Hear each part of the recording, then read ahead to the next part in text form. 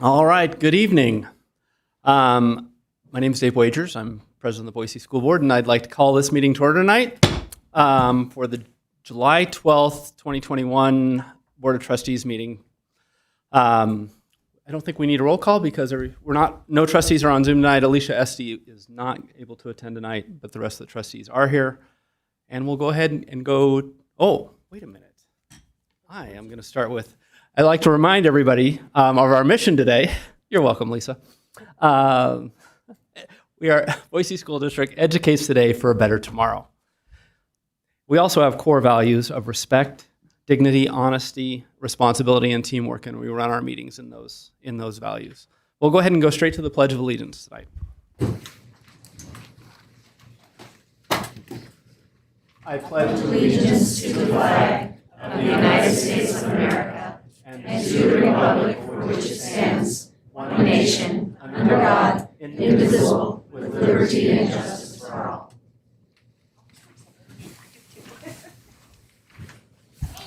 And we will go right to consent agenda items. So trustees have all had a chance to review those. Are there any consent agenda items that a trustee would like to pull from the consent agenda? No yes shakes. Okay, so I would entertain a motion. Trustee Gregory? I move approval of Microphone. I move approval of the items on the consent agenda list outlined in enclosures 1 through 8. So it's been moved to accept consent agenda items in enclosures 1 through 8. Is there a second? Second. Second from, I guess we'll give it to Trustee Greeley this time. Any discussion? Seeing no discussion, all in favor? Aye. Aye. Any opposed?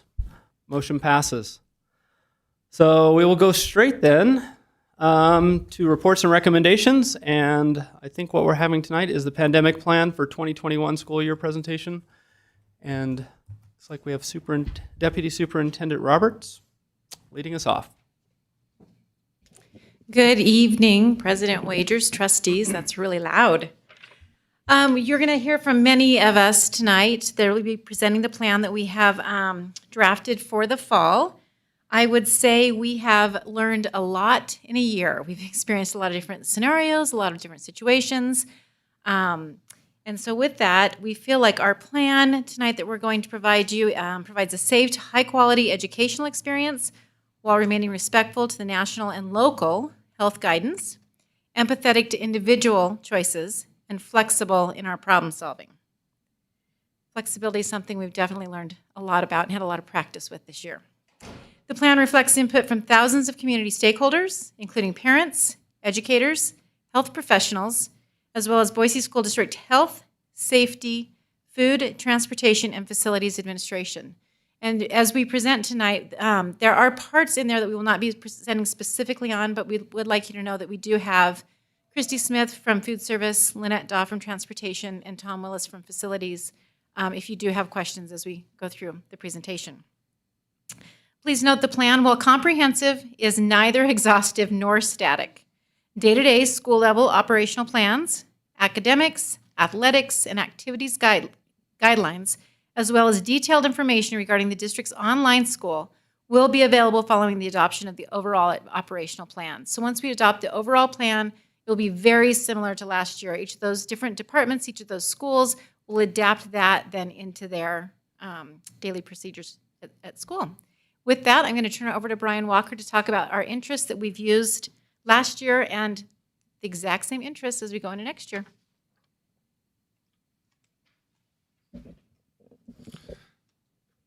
Thank you, Deputy and Superintendent Roberts and President Wagers, trustees. Thank you for giving us the opportunity to present this tonight. One of the things we're extremely proud of is, as Deputy Superintendent Roberts stated, is that when you look at our beliefs and interests that we developed a year ago, all of these interests and beliefs still hold true as we move forward into the upcoming year. Just to go through a few of them, respecting the national, local guidance and ensuring we're putting practices in place that are safe for our students and staff. We want to be creative. We want to be flexible when it comes to our problem solving and our operations of our district. And we want to be responsible stewards of our resources. Additionally, we want to make sure, this is super important to us, we want to make sure that all students have a meaningful connection with a caring and responsible adult. We want to be empathetic and respectful of community and individual needs, especially as things have changed and progressed throughout this pandemic, where we're in new territory where we have vaccinated and unvaccinated. And I think it's going to be very important as we move forward that we're being respectful to community and individual needs as we move forward. And then lastly, that I wanted to comment on this slide is we want to consider the input and continue to consider the input that we receive from our community, from our stakeholders, from parents, students, and staff within our district. And with that, that's part of why one of the things we did again this summer is we took stakeholder input. We put out a survey a few weeks ago to see what was important to our community as we move forward. Director Thamer is going to speak to that survey at this time.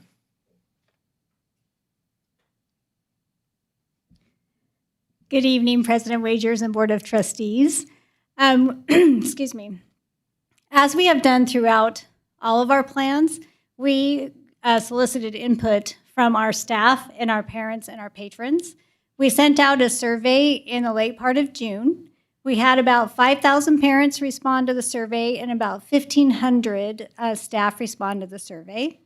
The information they provided us is that the two mitigation strategies that they want to make sure we continue to implement are hand sanitizing and hand washing, as well as disinfecting surfaces.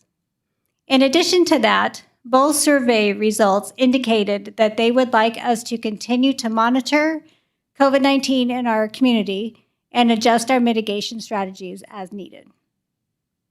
Before I turn it over to Administrator Frederickson, are there any questions about the survey results?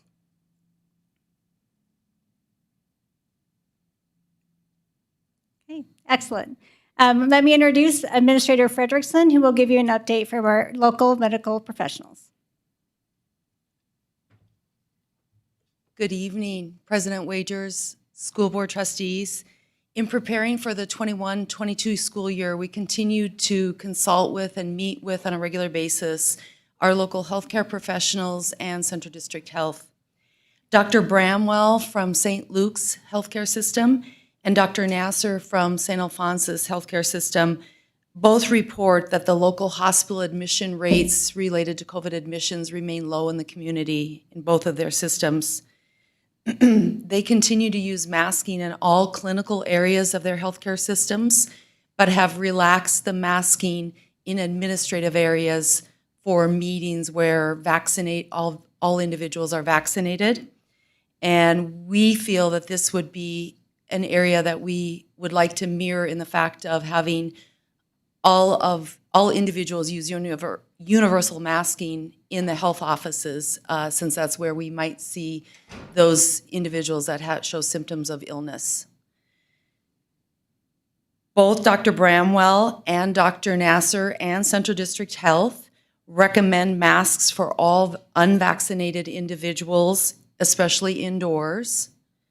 And the doctors really emphasize, and Central District Health agreed, that of the importance of monitoring our local conditions, our community transmission rates, as well as our district data, and to adjust our operational strategies as we need to going through this next school year.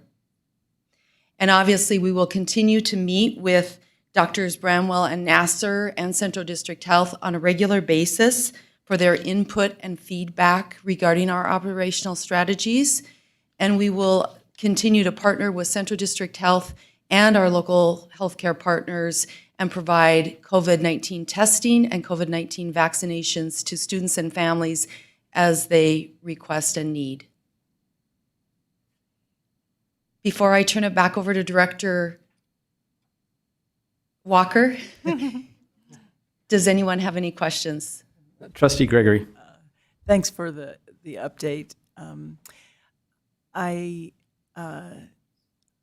just have to compliment you and your team throughout the district in their response to all this monitoring and being able to intelligently discuss the mitigations that are going on. You know, this covers a lot of ground, and you're going from elementary clear to high school.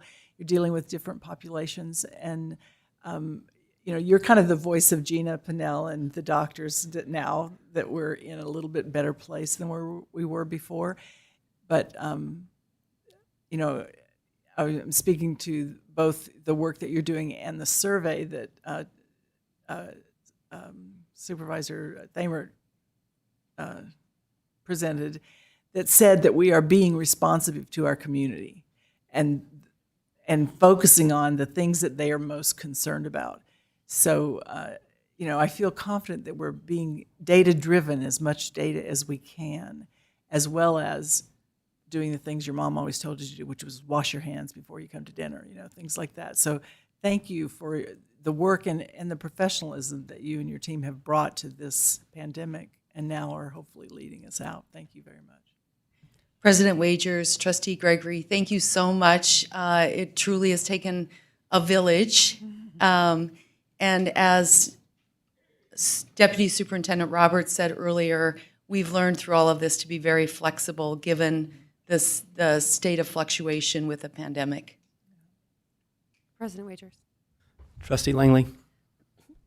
I wonder if you could tell us a little bit more about masking in the health offices. Is that just if students come to the health offices, regardless of the student, you'll just ask them to have a mask in those spaces, as well as the staff? President Wagers, Trustee Langley, yes. If there are no students in the health office, we would not require any masking. But when students come into the health office, we would require them to be masked as well as a school nurse, just in the event that any of them would be symptomatic to protect all individuals. Great, thanks. Just a quick one, Tamara. Last fall we had a little issue with maybe not reaching out to nurses, so I'm assuming nurses were consulted in this plan as well. President Wagers, boy, I'm mixing up names tonight. Yes, we have a committee of nurses that I'm actually meeting with tomorrow. We've sought their input throughout the pandemic and even over early summer somewhat, and they will meet tomorrow to continue to help develop the health services part of the pandemic plan, which is linked into this overall district pandemic plan. Great, thank you very much. Any other questions for Supervisor Frederickson? Thank you. Thank you.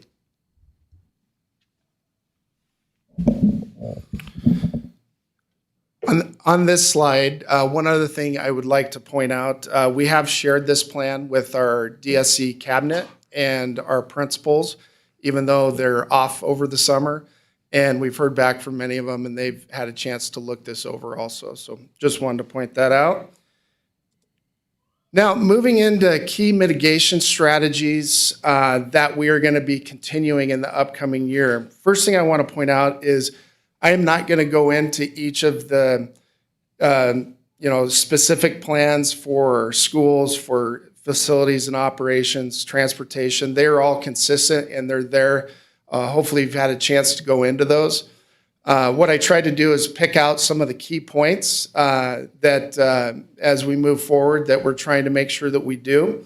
So when you look here at key things that we're going to continue to do, we heard in the survey, hand washing, disinfecting, that those were important to our public. And so those are key things that we're going to continue to do as we move forward.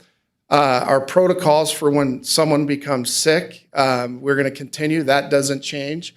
Our overall illness procedure, that doesn't change.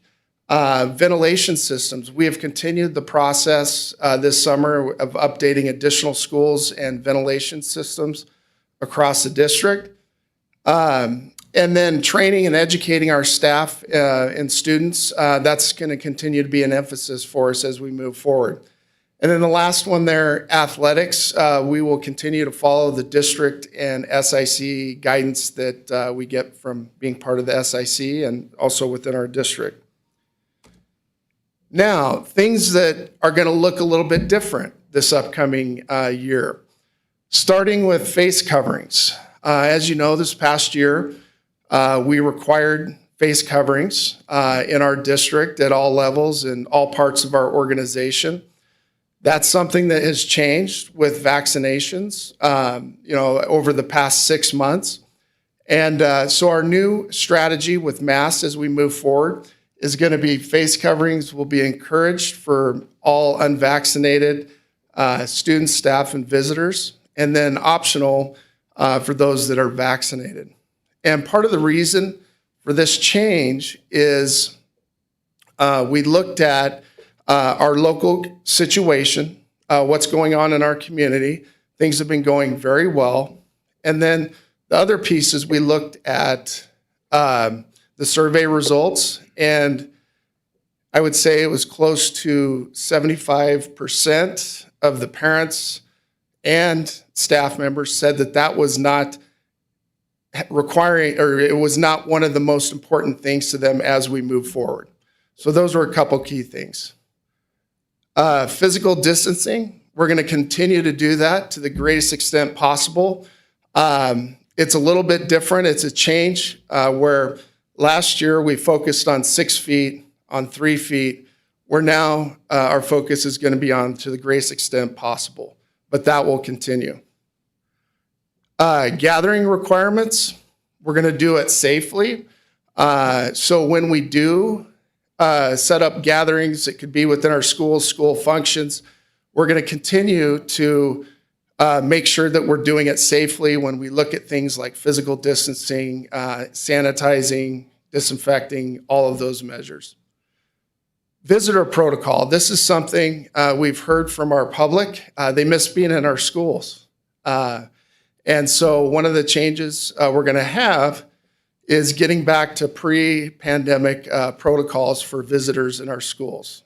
And one of the things that we ask, if I think it ties in with the face coverings, is we ask those visitors to honor what we're saying with face coverings if you're vaccinated versus unvaccinated. And then field trips, we'll consider on a case-by-case basis. Last year, if you recall, we did not do any field trips. This year, we're going to consider those on a case-by-case basis. One of the things that we have to be mindful of is the learning loss and time away from instruction. And so we're not just going to have free reign with field trips. We'll continue to monitor that case-by-case as we move forward. Now, this is where we're proposing for starting the year, but obviously we know things can change. And our approach, if we need to make changes, what we will be looking at will be the guidance we get at the national and local level. And then we'll also be looking at our data, just as we were last year. And those will be the things that we monitor as we move forward. So with that, on this slide, at this time, I'll stand for questions.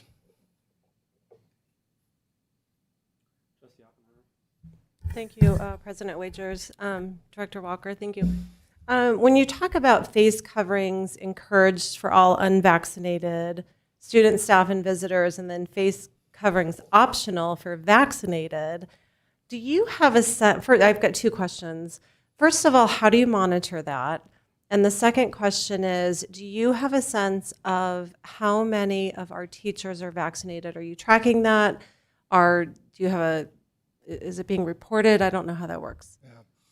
President Wagers, Trustee Oppenheimer, as far as the tracking our staff and vaccinations, if you recall last year, informally, we, at the building level, requested that information of where people were at when we went back to in-person learning. And what I feel safe in saying is a number over 80%.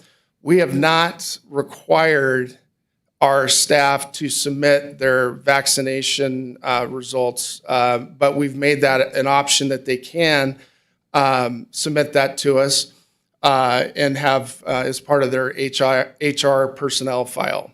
But we have not made that a requirement. That has been optional. And then the second question, so being able to determine, in schools who's been vaccinated, who hasn't been vaccinated. Really, the best way I could describe it with the shift that we're making is when you're requiring it, we're making that decision for our public.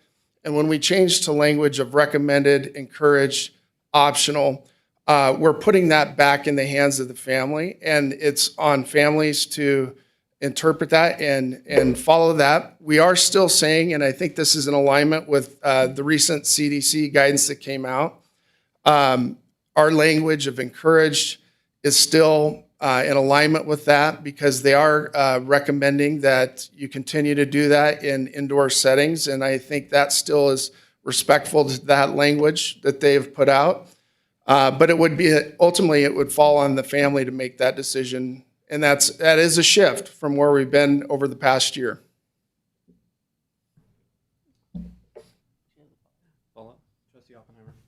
Thank you, President Wagers.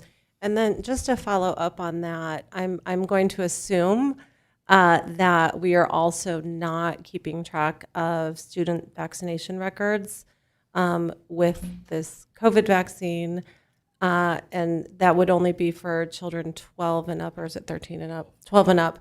And so are we keeping track of that or not? President Wagers, Trustee Oppenheimer, that is correct. We are not asking our families to submit that at this time. Are you finding that families are anyway?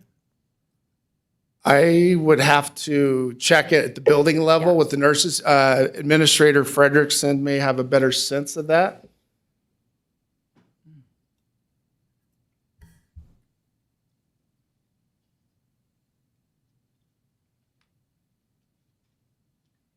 President Wagers, Trustee Oppenheimer, we did this last quarter of the year, the fourth quarter of 2021. Families were reporting if their students did have voluntarily, and then others in situations if they were through contact tracing would freely admit it to school nurses and school administrators. Great, thank you. Superintendent Dennis. Just to follow up a little bit on that, I think the important piece of this, Trustee Oppenheimer, is as opposed to asking for this stuff on the front end, the issues will come up on the back end. So if there is an exposure that occurs within a classroom, the quarantine protocols will require us to find out who has or hasn't been vaccinated. If they haven't been vaccinated, then we will be looking at a 2-week exclusion from school because of an exposure. Whereas if they're vaccinated, they won't be required to go home. So the shift in what we were doing from last year to what we're recommending this year is that those issues will be done on the back end, and parents get to make their decision on the front end as to whether or not they're going to vaccinate their kids, knowing what the repercussions are if they don't. Does that make sense? Well, and I would add with the quarantining, it would be where we ended the year with our quarantining procedure with the different requirements based on that was put out by Central District Health, the different options that we were allowing. So not 14 days is one option, but there's also 10-day and a 7-day. So that would be what we'd be working with. So that we're continuing. Other questions? Trustee Langley. I actually have a question about our younger grades. So they're not able to get the vaccine now, as Trustee Oppenheimer mentioned. Are we going to implement some different kind of strategies there, or how are we addressing that? President Wagers, Trustee Langley, great question. That is a question that comes up where obviously we know 12 and under, they have not had the opportunity to be vaccinated. And again, I want to point out that the shift in our language is we're putting that in the hands of the family to make that determination. One thing I would point out is the recent guidance that came out from CDC and Central District Health. We are doing all of the mitigation strategies, and we're in alignment with that, except for screening testing. We aren't quite doing that the way that they are wanting that to be done or what they're recommending. But for the most part, all those other measures, the physical distancing and all that is continuing. Thank you. Any other questions? Trustee Haas? Director Walker, I have a question, and it might seem kind of redundant on this previous line of questions, is going back to the CDC guidelines. I know that our plan incorporates local and national guidelines to help guide us through the way and through the plan. So my question is, for those that are not vaccinated, as you alluded to earlier, on July 9th, there was updated guidance from the CDC that said unvaccinated indoors should wear masks. And so how do you square that guidance with our plan? And I think I know the answer, but if you could kind of elaborate how that would square between our plan and that guideline requirement, or that guideline that is. Yeah, President Wagers, Trustee Haas. Again, I think when you look at the language we're using, they're recommending that masks should be worn indoors if you're unvaccinated. We are saying the same thing. That's, encouraged, recommended, very similar words where we're saying that that's what they should do. The difference is, I think what's changed is when you look at, and it does say this in the CDC guidance that was put out this past Friday, is that if you choose to do something different based on your local conditions, just to, that be aware to follow this the best that you can. And that's what we're still trying to do. The difference is really of that control of us making the decision for everyone versus letting families decide that for themselves. And a big part of that is our local condition in our community. That the reason that we can do that at this time. Trustee Haas? So in other words, if I've got this correctly, the CDC guidelines does state as a guideline that unvaccinated kids or people in the school indoors should wear a mask.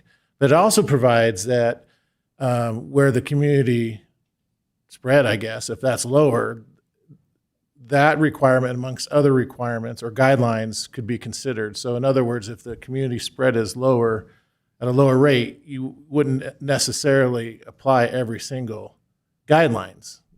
So it's kind of a layered approach, as I understand. Is that correct?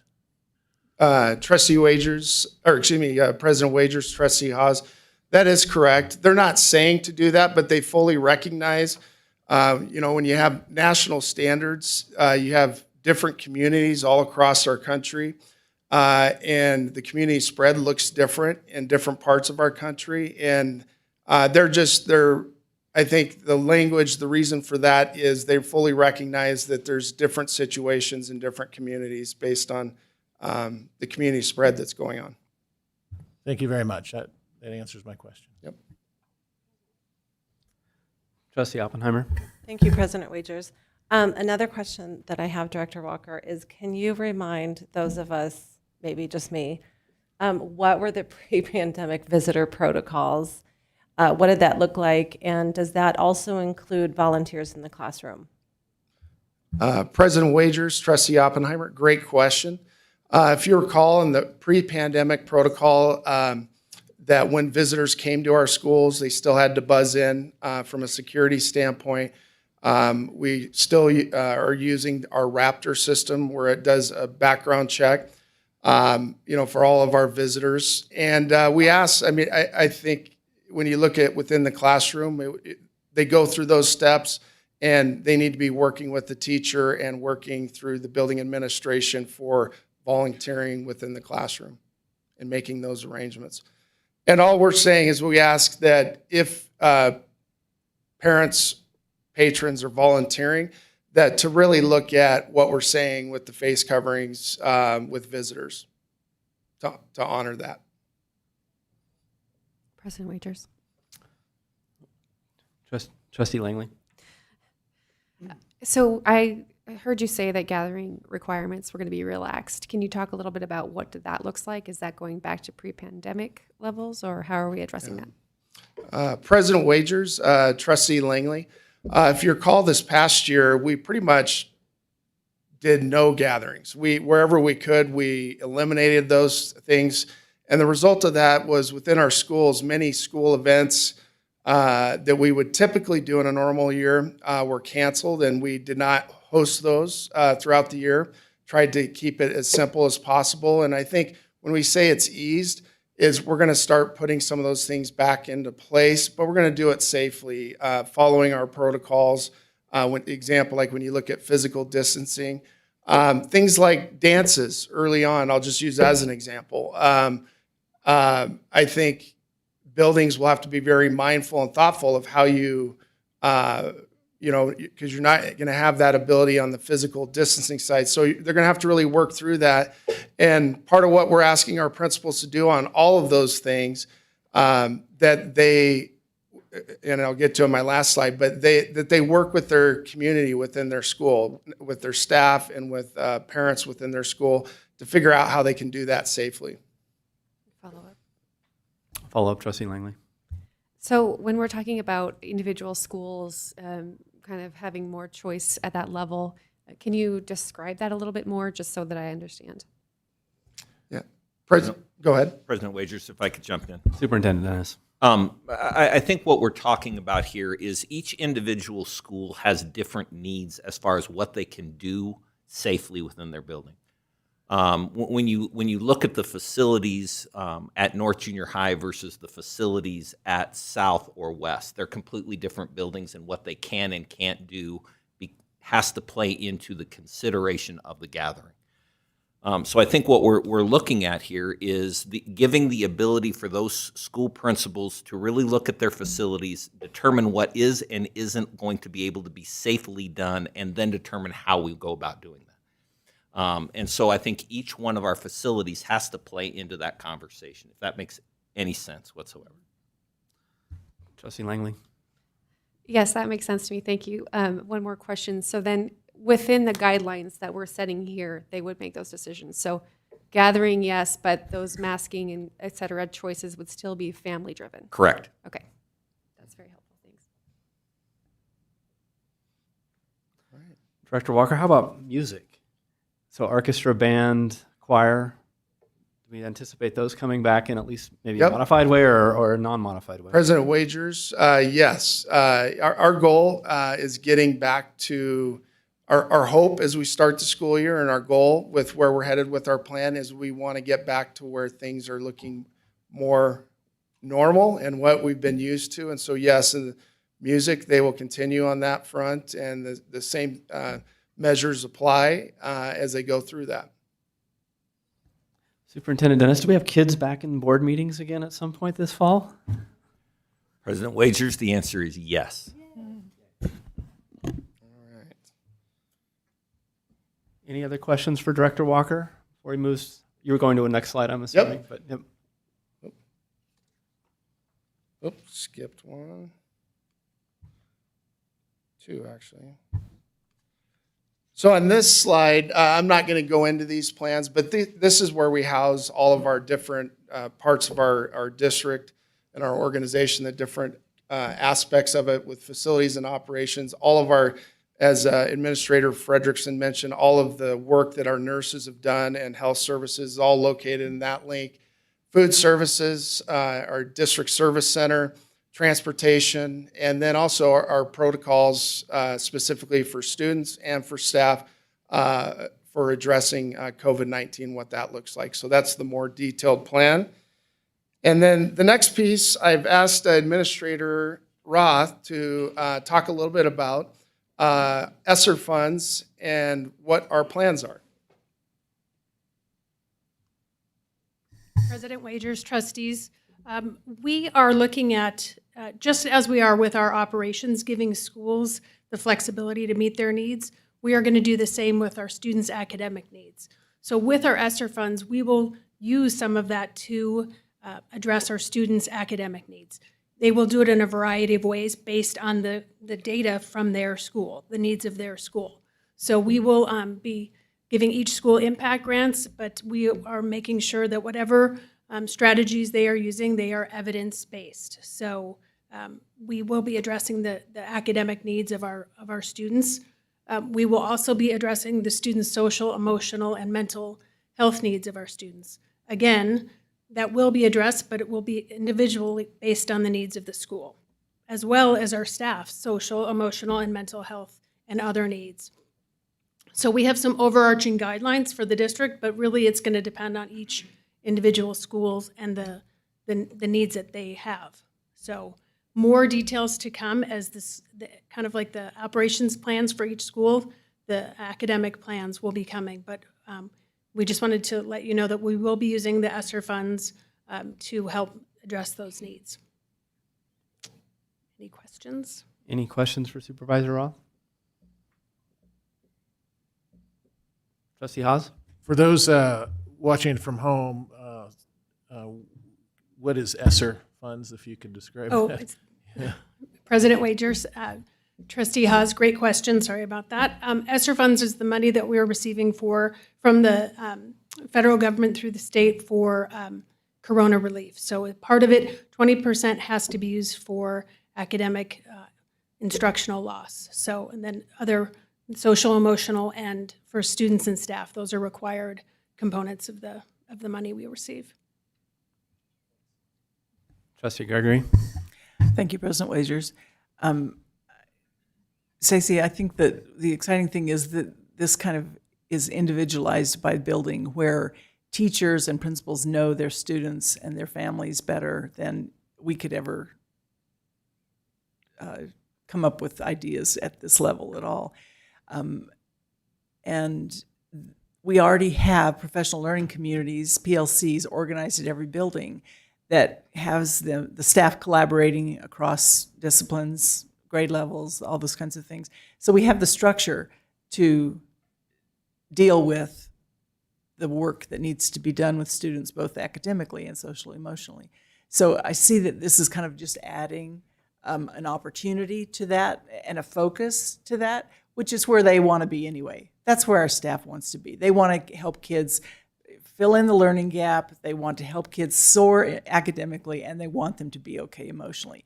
So I just am so thankful that we have this opportunity to invest in that with a real laser focus this year, because we want our kids to come out of this pandemic really proud of themselves that they weathered a really heavy storm, but that they're on the way to their futures, because that's our mission, is to send them on to their futures. So thanks for all your work.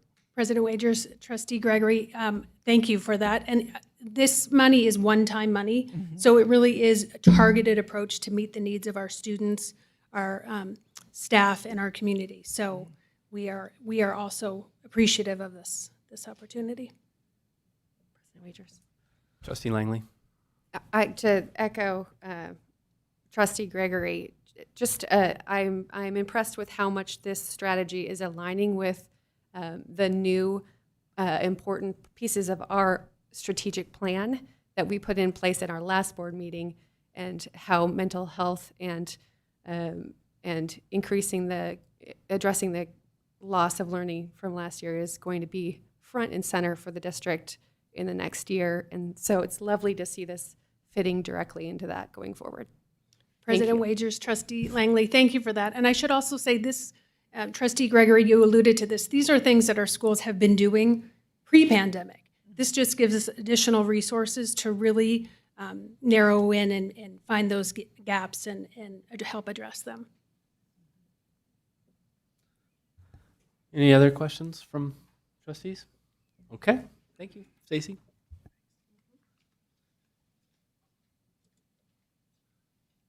So the last piece is, what are our next steps? If this plan is approved tonight, our next steps, there will be a lot of work at the building level with principals as they come back on duty here in the upcoming weeks. And it starts with Principals will review and update their site plans. If you recall, last year, each of our schools created their own site-specific plan. As Superintendent Dennis was mentioning, that every school is a little bit different and has different challenges and needs.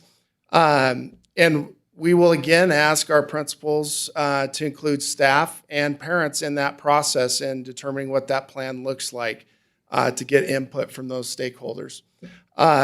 Principals will then communicate with our different operations groups, food service, facilities and operations, and transportation. And then lastly, they will communicate their plans to their communities prior to the start of the school year. And so everyone knows has a clear expectation for what school will look like. One thing I will say about the site plans that the schools put together, our expectation for all of our schools is that what they put together needs to be consistent with our overall district plan. And they need to make sure that the measures that we are putting in place across the district stay consistent.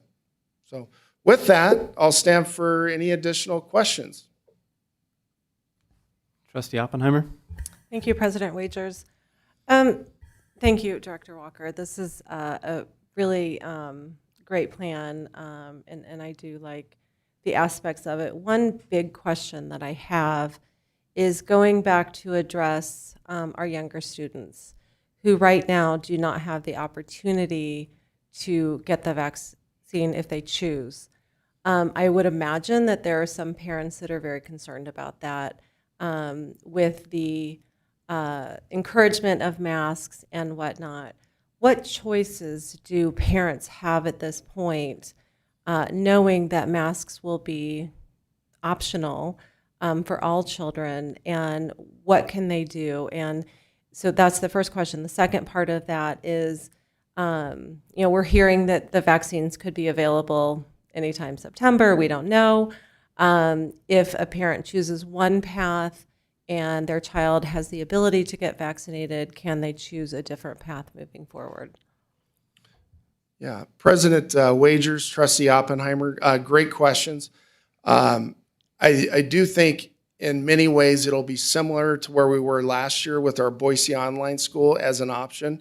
That is something that we have continued with, and so that is a viable option. But I think the place to start is to work with your building principal and team to figure out if there can be some solutions and really work through that at the building level to see if you can come up with plans to do that successfully in school. But the Boise online school would be an option. And down the road, when vaccinations become available for that younger group, just as we did last year, we will work with families that are wanting to move back and forth. In the secondary, it's a little bit trickier because of the way that's set up more on a quarter system. But last year, we were able to work with many families throughout the year moving back and forth, and we'll continue to be flexible and work with them on that. Trustee Greeley? Thank you. This is more of just a general, when looking at the plan, it was interesting, first looking at the survey, that the parents and teachers want us to continue to be diligent and monitor community health. But it was clear that they also want us to do what we do best, which is having our students in school and face-to-face with teachers. And so, in looking at this plan, I really appreciate that it takes the lessons learned from last year. It recognizes the reality of where we are today and responsibly moves us towards normalcy or pre-pandemic, being mindful of safety concerns. So I love that families have autonomy to make the decisions on masking. I love that visitors will be able to go back into schools. I'm looking forward to going back into schools. I've really missed that part of being a trustee.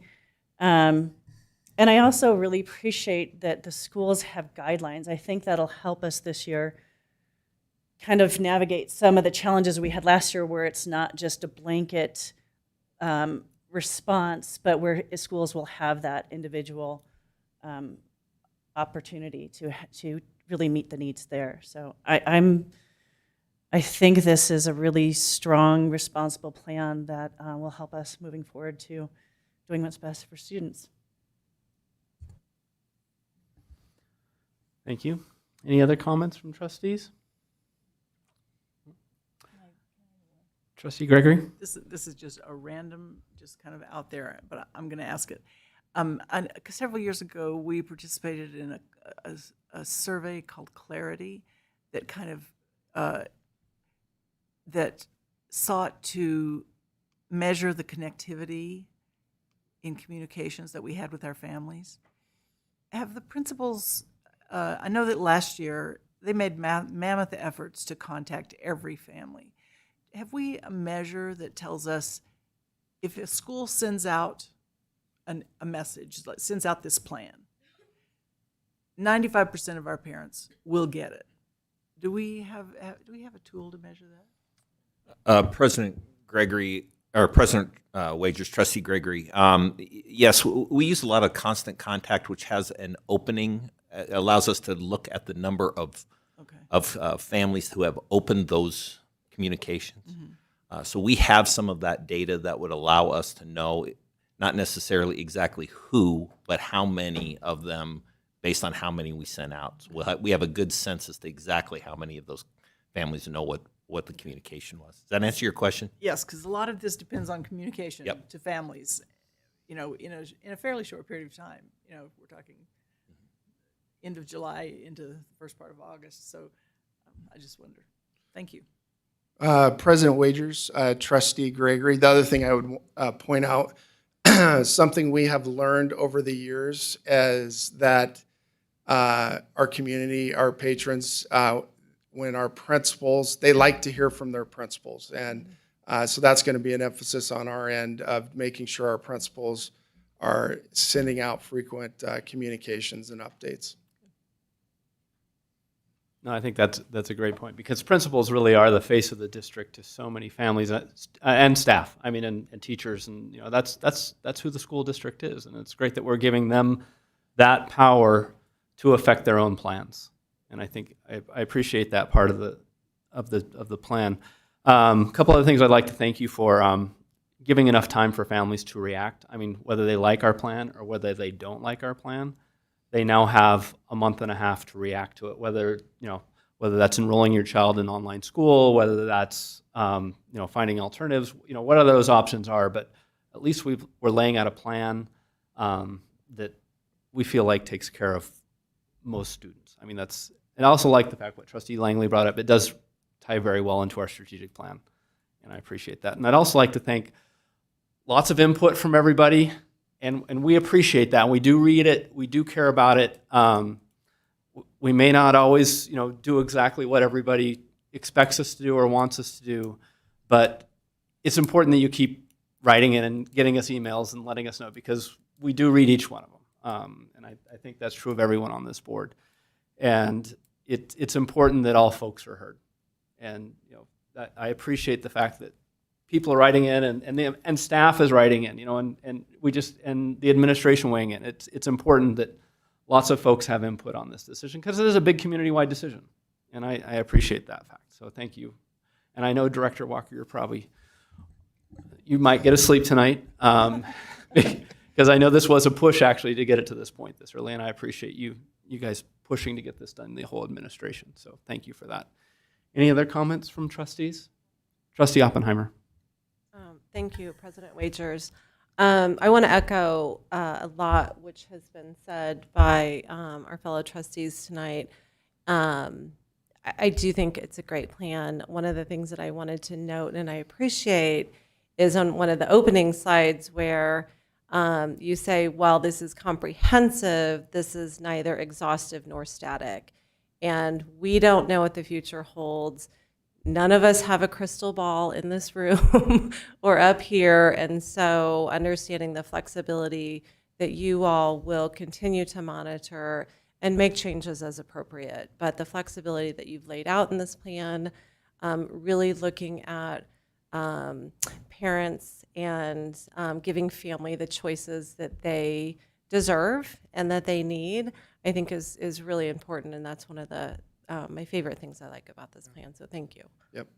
President Wagers, Trustee Oppenheimer, you're exactly right. I think over the past 15, 16 months, I think if we've learned anything, being flexible and knowing that there's many twists and turns throughout this journey, that hopefully there's fewer moving ahead, and we keep moving in the direction that we're going. But we need to be prepared for whatever comes our way. And so that's our hope, to be flexible as we move forward with this plan. That's another thank you. Thank you to this board for actually being willing to meet 40 times in a year to adjust and change plans as needed. I just think the diligence of the people up here and realizing, hey, sometimes you can't do this once a month. And, we've got, things have changed. We have new information. We need to do some adjustments, and we're willing to do those. So, I think I can safely say that for everybody on this board. We're willing to look at those options. So, any other comments? Trustee Greeley. Well, you can always make a motion. Okay. I move to approve the pandemic plan for the 2021-2022 school year. Second. So it's been moved by Trustee Greeley and seconded by Trustee Langley to approve the pandemic plan. Any discussion from the trustees on the plan itself or the motion to do that?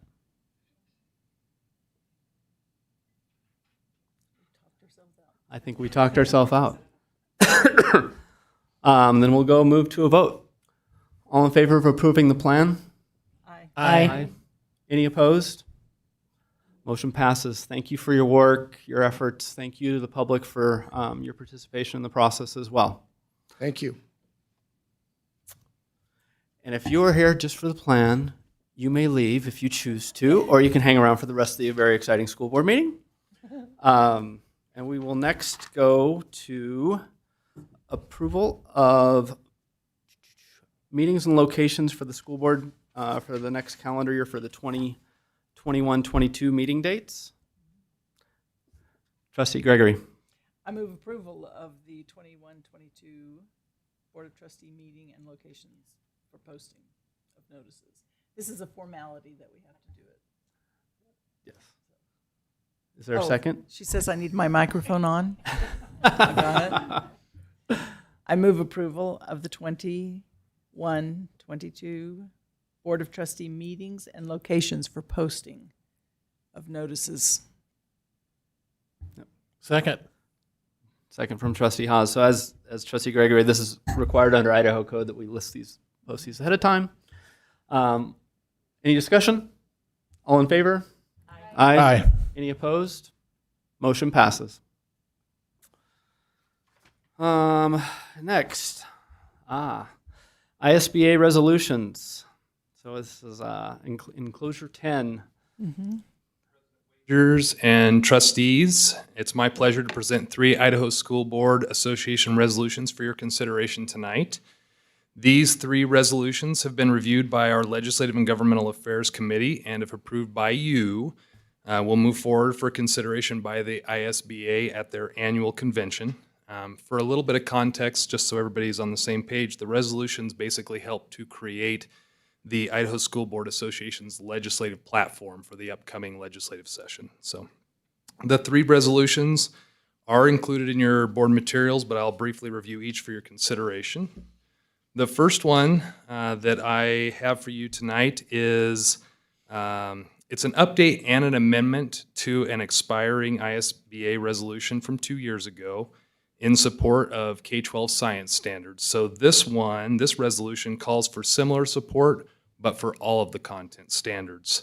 And it asks that the Idaho School Board Association work to ensure that the integrity of the Idaho content standards and their supporting content sections, which are incorporated by reference into IDAPA 08, 02, 03, 004, subsection 01, and approved by the legislature, are maintained and reauthorized by the Idaho legislature.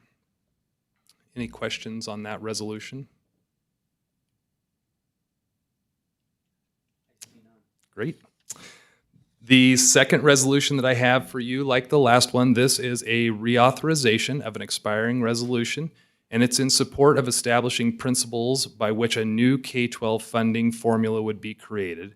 It asks the Idaho School Board Association to work with the Idaho legislature to adopt a funding formula that is based upon the following principles. Predictability, it should have the ability to accurately predict and budget in coming years. Adequacy, it should provide sufficient funding for districts and charter schools to provide essentials to students. Transparency, the process should be clear. Stability, there should be no cliffs from year to year. Equitability, it should differentiate between LEAs in a way that recognizes their unique needs, honors the experience of staff, honors the education of staff, and holds harmless. No LEA or local education association should lose funding, i.e. the cost per pupil is not lower than the current funding model, and the new model should take into account growing enrollment. Any question on that resolution? Trustee Gregory? So I just might comment that we are bringing this forward. Each resolution lasts for 2 years, and so this was a resolution we introduced 2 years ago. And we're bringing it forward because it's still an ongoing process. And so we just want to kind of keep these, it's been approved by ISBA before, and I predict they will do it again. But the process in the legislature is still ongoing. And so we need to remind them that these are the needs that districts have in a budget funding formula. President Wagers and Trustee Gregory, that's correct. If you look down at the statement of purpose, it kind of talks about the timeline of when this all started and where we're at in this process, and how it's kind of stalled in the legislature over the last couple sessions, which necessitates the need for this resolution to be reauthorized. Thank you. President Wagers.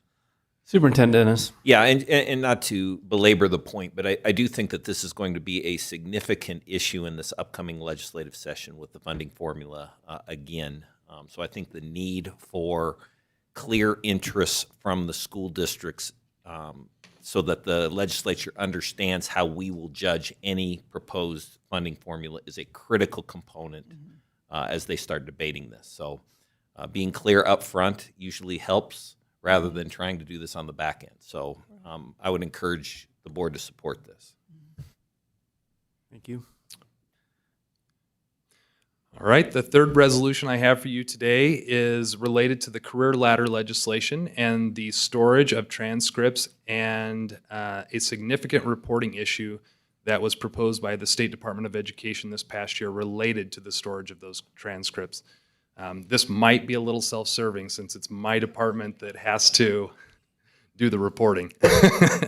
But this resolution asks the Idaho School Board Association to work with the Idaho legislature to amend Idaho Code 33-1004B subsection 8 and 33-1004A subsection 3, allowing the transcripts needed to verify career ladder education allocation and administrative education factors to be kept on file with the local school districts, the data necessary to verify degrees and credits to be submitted through IC, which is the Idaho's System for Educational Excellence, I think, and verified through the annual financial audits rather than being kept on file with Teacher Certification Department of the State Department of Education. So this one basically prevents us from printing out all of the transcripts for all of our employees, highlighting the courses that they've taken that led to degrees and submitting them to the State Department of Education. Instead, it allows us to just keep them on file, report that information through the data reporting system like we've been doing in the past, and saves us a lot of time and a lot of highlighter ink. Will the State Department oppose this? President Wagers. So I actually met with the State Department of Education, asked for them to put a stay on their decision to have us do all of this reporting in hopes that we could get a resolution put forward, in hopes that ISBA would be successful with a piece of legislation. So they are supportive of this because really what they're looking for is to be in compliance with the law. What we're looking for is an easier way to be in compliance for the law. So I think they're supportive of it. Thank you. Any other questions? President Wagers. Trustee Gregory. This would really be a burden all across the state. Not only, I mean, it's a burden for us because we have so many employees, but then it's a burden for small rural districts because they don't have administrative employees or classified employees who can handle all this paperwork. So, and it saves trees. So I'm thinking there's some compelling reasons not to copy every, piece of data for teachers and stuff. So I feel confident that there is a need across the state for this. President Wagers and Trustee Gregory, that is correct. I believe we calculated approximately 20 boxes of paper. That's how much it would take for us to be in compliance with this. West Data has a similar challenge, obviously, in their district, and I believe they're looking at supporting this resolution as well. And you're exactly right. I talked to several small districts. The day that the notice came out to districts, my phone lit up from across the state, people asking what we were going to do, how we were going to be in compliance with this, because they were struggling to envision it from their perspective. They couldn't fathom what we were going to do. And so, yeah, this resolution benefits all districts, truly does. Trustee Oppenheimer. Thank you, President Wagers. So essentially, what we're saying is the data's still there. We're still going to collect it. We're still going to have it. It's still available. If someone wants to audit it, you're still going to provide it to the necessary entity. We're just moving out of an archaic system of pen and paper and keeping that available so that we don't have to waste that time and process. And I'm sure that I can't imagine how much it would cost to have to do all of that. So we're saving some dollars too at the same time and being fiscally responsible. Yeah. President Wagers and Trustee Oppenheimer, that is correct. The way the statute currently reads is it says that the transcripts must be on file in the teacher certification department of the State Department of Education. That's been in place for some time.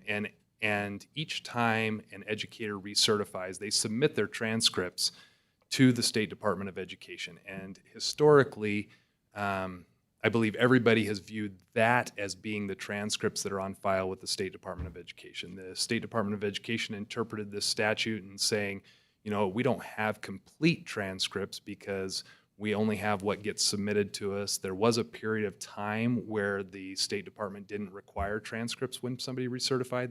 You just signed a form saying, yes, I've taken my credits. And so they do have some gaps in their records, which is why they were wanting to collect them.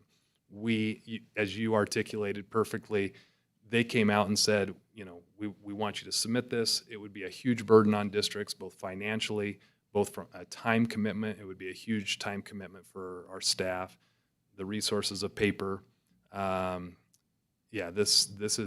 also is a huge burden for the State Department of Education. They would have to allocate a huge resource of time from their staff to be reviewing everything we submit, and not even just reviewing, but scanning and uploading into their system. So this is a great solution for them as well as us, and it absolutely is financially a fiscally responsible thing to do as well.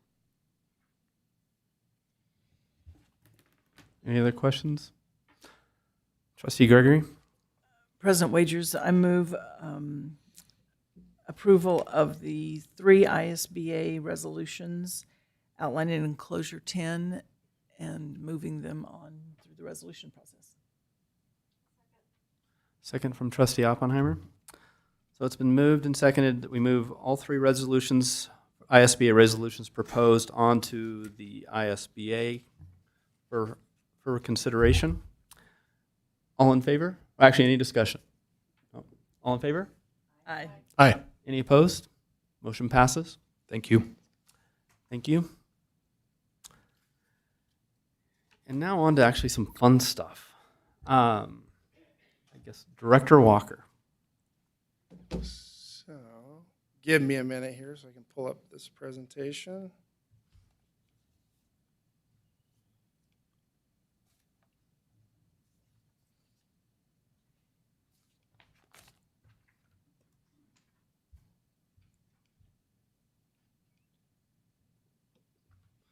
There we go. President Wagers, trustees, I am very excited tonight to put in front of you the opportunity to name our new elementary school located in the Barber Valley. If you recall, part of the bond that was passed in 2017 called for a new elementary school out in Harris Ranch in the Barber Valley area. And I just want to say we have been working tirelessly over the last couple of years to make sure we get this design right. And we have worked through many challenges in that process. And one of the challenges was at the beginning, the originally agreed upon site did not have a green space on site. We were originally trying to work having access to a village green that's going to be right next door to it. And the Harris family, who has donated the land for the original site, very graciously donated an additional 0.7 acres and moved the parking garage that was originally going to be designated for that spot, which is going to allow us to have the entire school on one site and not have to deal with that dynamic. During our charrette process, safety has been a major concern from parents that we've had participating in that and that we've heard from, and crossing the street was a barrier in helping us move forward. And so that was a huge gift from the Harris family, and we just want to thank them again for doing that. Originally, the school was set to open in the fall of 2022.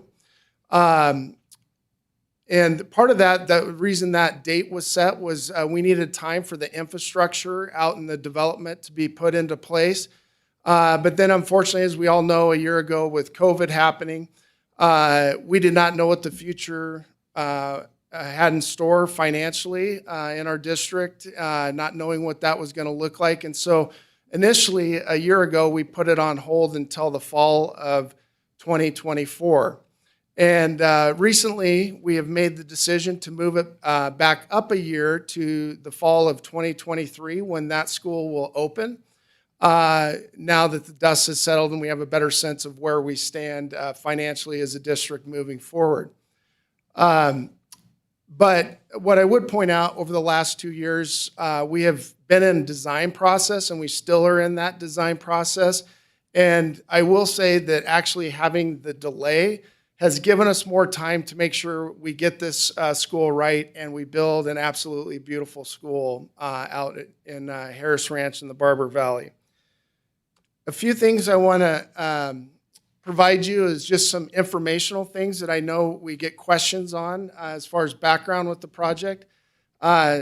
Starting with the naming, we're here tonight. One thing I want to point out, originally when the donation was made in the MOU, it was agreed upon by both the district and the Harris partnership that the school would be named after a Harris family member. And so that's part of what we are doing here tonight. Boundaries. We get many questions about boundaries, and we will be addressing that in the upcoming school year and hope to have that finalized during the spring of 2022. This we're super excited about. Tomorrow night at 6:30, we are going to provide a preview. We've sent out information to our families at Adams, Riverside, and also through the Barber Valley Neighborhood Association.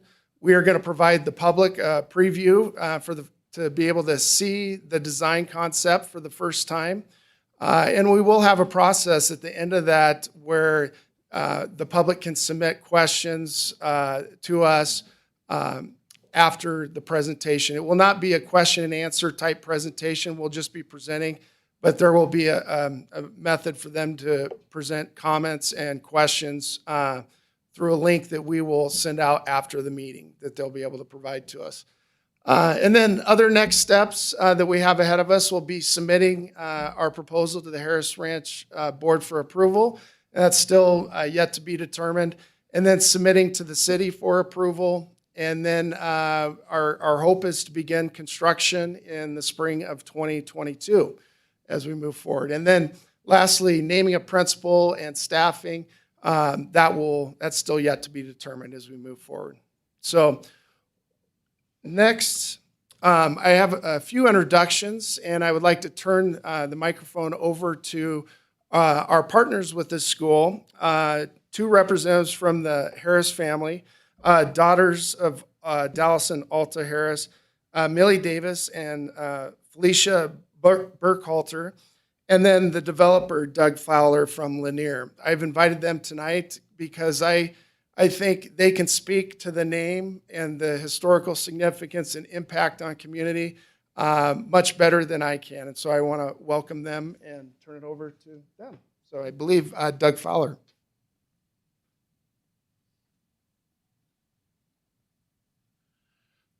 Thank you, Brian. President Wagers, trustees of the Boise School District, thank you for your time. This has been a collaborative, painful, exhilarating, long effort. President Wagers can attest to that firsthand. But we would like to thank everybody. But we're here. We're here. We're here. Today. We've got to this point, which is great. And Superintendent Dennis, Deputy Superintendent Lisa, Brian, Tom, there is a whole cast, and they're not characters. I never had the opportunity to meet Dallas Harris. I did have the opportunity to meet Alta and spend quite a bit of time with her. I have been now, Lanier has been contracted with the Harris family for over 15 years on this project. I learned a lot about Dallas. When they came out here, they lived in a tent in Meridian for a year and a half. But they had wood floors in their tent. Not everybody had wood floors. He was a firm believer in education. He was on the Board of Trustees of Harding University.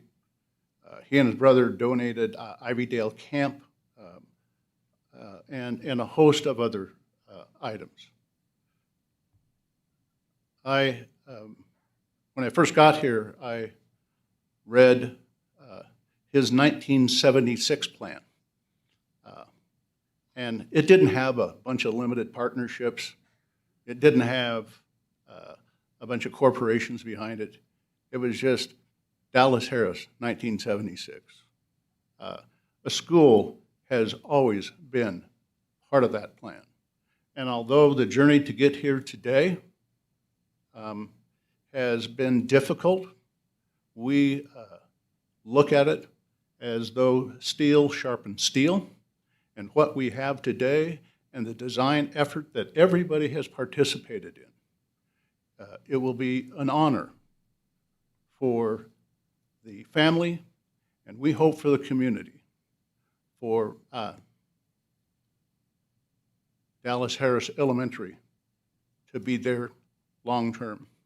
You know, it's a collaborative effort when you have the president of the Barber Valley Neighborhood Association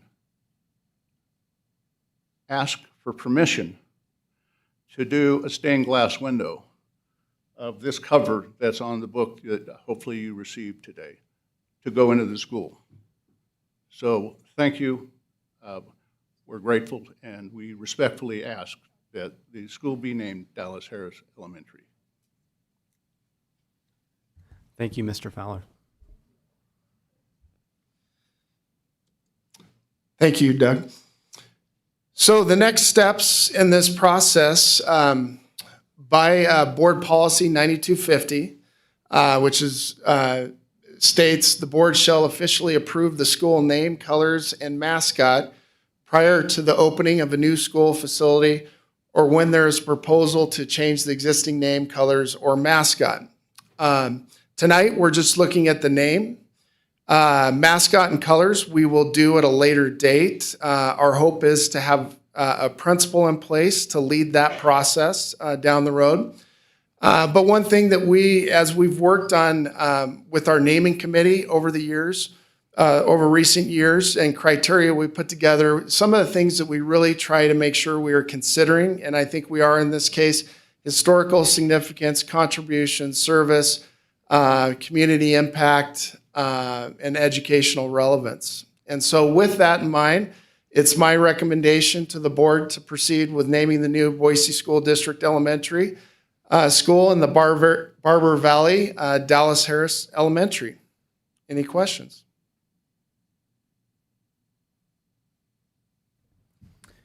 Any questions from Trustee Gregory?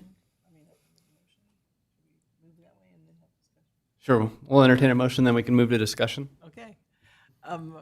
I move that the board accept the recommendation from the administration to name the new Boise School District Elementary School the Dallas Harris Elementary. So it's been moved. Is there a second? Second. Trustee Oppenheimer beat you by like that much. Third. So it's been moved and seconded. Is there any discussion? President Wagers. Trustee Greeley? We have a vibrant area in Boise and a future elementary school because of Dallas Harris. And I'm just looking forward to the children that will be able to enjoy that legacy. Trustee Langley? As a granddaughter of a homesteading family, I think it is an amazingly beautiful thing to have an elementary school in the middle of a homesteaded family ranch named after that family. So there is a really nice way to just bring our community there together and for generations of education. So I'm absolutely thrilled to see this happen in Harris Ranch.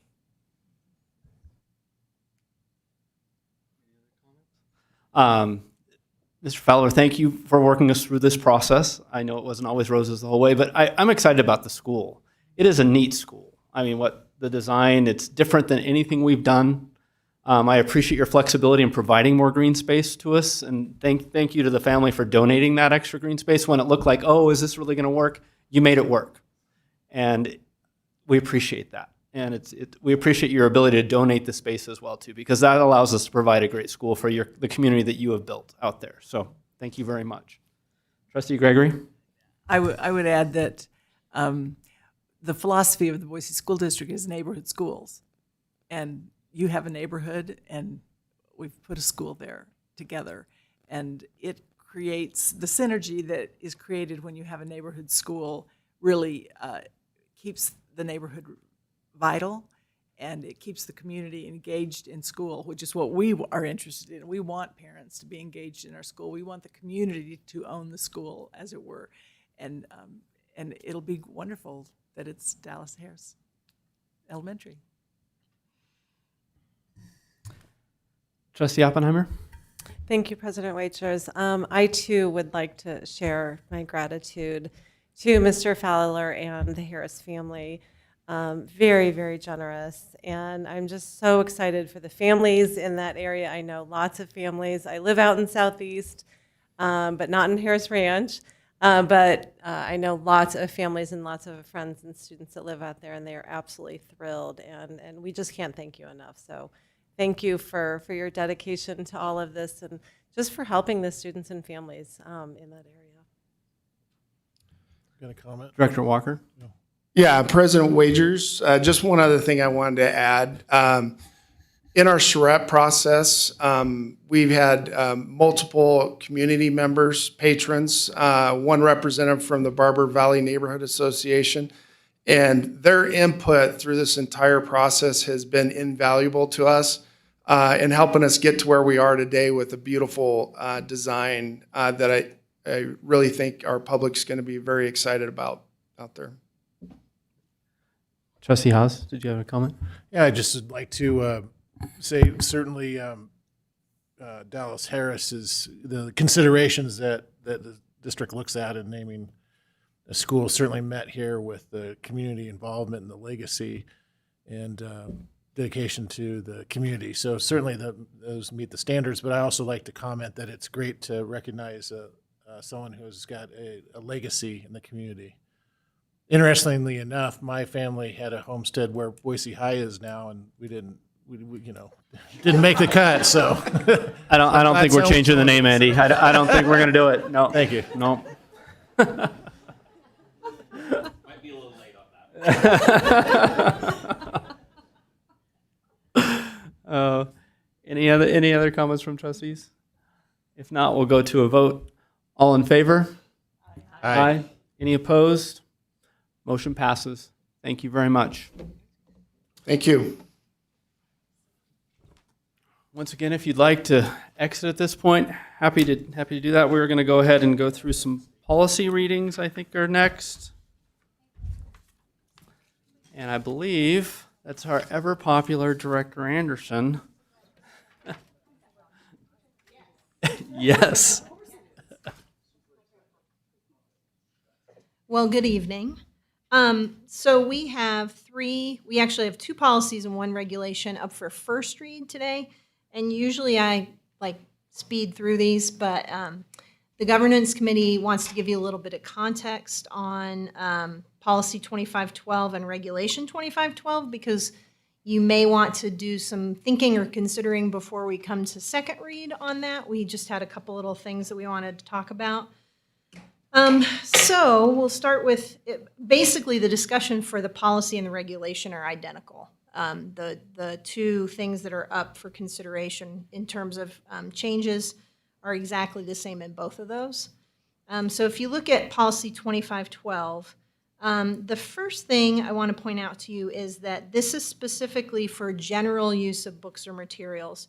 So in individual use of books or materials, I think it's always important to point out that whenever a parent or guardian makes a request for alternate materials for their student, we honor that. That is, coming from the background of an English teacher, that is like first and foremost how we do business. So if for any reason a parent or a student takes issue with a particular novel that we're teaching, or maybe it's an article or something that a person might want to use, we always work with the parent to provide an alternate. That is especially helpful now because we're really more focused on skills than, especially in English. It's the skills that you acquire in using that material that are more important than the material itself in most cases or in many cases. And so we just try to be as flexible as we can. So I want that to be super clear that this is not about not honoring a parent's request. So what we're looking at is the part that talks about general use of books and materials. The first one that we want to talk about, we came to this discussion because of redundancy, and that is, if you notice, we are suggesting that you take out textbook. So there's a particular reason for this. Textbooks have an incredible amount of oversight on the front end. There is a state statute, and it's 33512A, that actually dictates how we do textbook or curriculum adoptions. It's very specific. Some of the things that we do as a recourse of that is, we have the books out in the library or in the lobby of the district office, and we have a comment period when we're looking. We have committees that we have to put together. That's all from that state statute. So in our discussion in the governance committee, the discussion was we take all the public input and the considerations on the front end of a textbook. So this policy is really considering reconsideration of materials. And we feel that the textbook adoption policy or process, because of state statute, kind of makes that a redundant practice. So that's what the deletion of textbook is about. So that's the first piece. And then the second piece in reviewing this is originally the language reads, if a person wishes to request reconsideration. So we believe, and I'm preaching to the choir here, we're about local control. I mean, that's what you are, is your local control. And we believe that when we go through and choose supplemental materials, we do that knowing what our students' needs are. It's a discussion and a conversation between our teachers, our patrons, our parents, our school board. And the concern that came up in the committee was, so the wording of this left it open to I don't know, Joe Schmo from New York or Jill Schmo from Georgia takes issue with something that we're doing, and they could enact this process. And we talked at length about that. We felt like it needed to be more particular to what we do here, which is make local decisions based on local needs. So the proposal, and the one that we want you to chew on a little bit, is we decided to say if a parent or person who resides within district boundaries wishes to enact this, they may. The one thing we wanted you to consider or think about before second reading, though, is that we did toss about in discussion some conversation about should it be if a parent or guardian and leave the who resides within district boundaries out. And so the kind of the both sides of this is who has a stake in the learning that's taking place in the classroom, but the other piece of the puzzle was more along the lines of if you are a person who's vested in the district, either because you're a taxpayer or you're involved in some way, shouldn't you have a say? So that's the discussion we had. That's kind of what we wanted to pass along to you to think about before we bring this to second reading. Am I capturing that, people who, Trustee Yes. Haas? Yes. Okay. So that's the discussion about this one. Is there anything else, Superintendent Dennis, that I left out? President Wagers, no, I think you captured that really well. I think that there's always a conversation about who has standing within a school district and how they get to have standing within the school district. I think that's really the basis for this conversation. I'll give you an example of a situation where it was advantageous for us not to limit.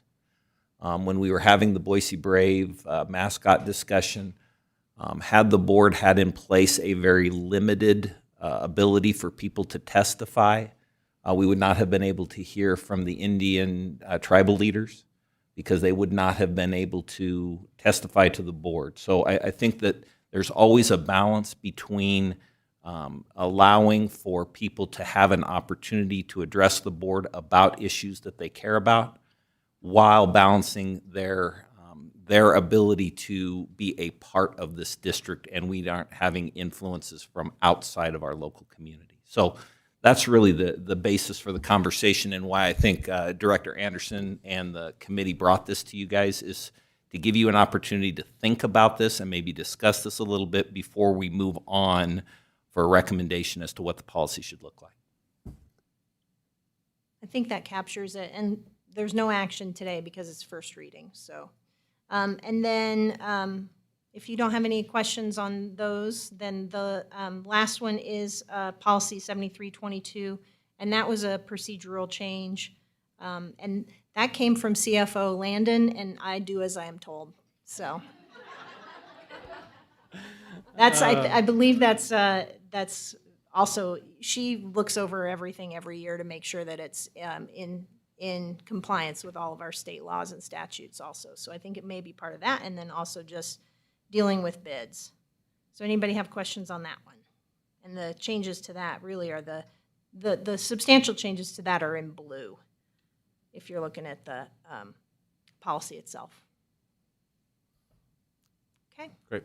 Thank you. Just a reminder to trustees, so if you have additional comments or need additional information or want to spend some good quality time learning about policy, Director Anderson is always available, as any trustee that serves on the governance committee as well. Or I'm sure the superintendent or deputy superintendent would love to speak with you as well. They are so open. Okay, that's everything for me. Thank you. Thank you very much. Appreciate your time. So those will come up for second reading at the next regular board meeting. And we will finish with board and trustee superintendent comments. Any comments from the superintendent? Trustee Gregory. Do this right here. So I hope that you received communication and noticed that ISBA has appointed an executive director in Misty Swanson, effective immediately, and she and her team have hit the ground running. One of the misconceptions that sometimes we have is that when the legislature's out, they are vacationing in Baja or, wherever. That is not the case. They are doing a lot of pre-work during the summer and leading up to January. And so it was really important, following the health crisis that our previous director had experienced, that we get that position filled, and she's got her team up and running, and still excited to engage in the ISBA process. And I assume we're actually going to have an in-person convention at the moment? Yes, an in-person convention. Yeah. They're looking at providing an online option, but it may turn out to be all in person, and it will be in Boise this year. Okay, great. Any other trustee comments, board comments at this point?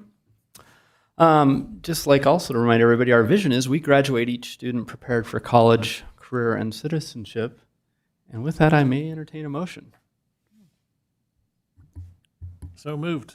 What would be that movement? Move to adjourn. Me going over there.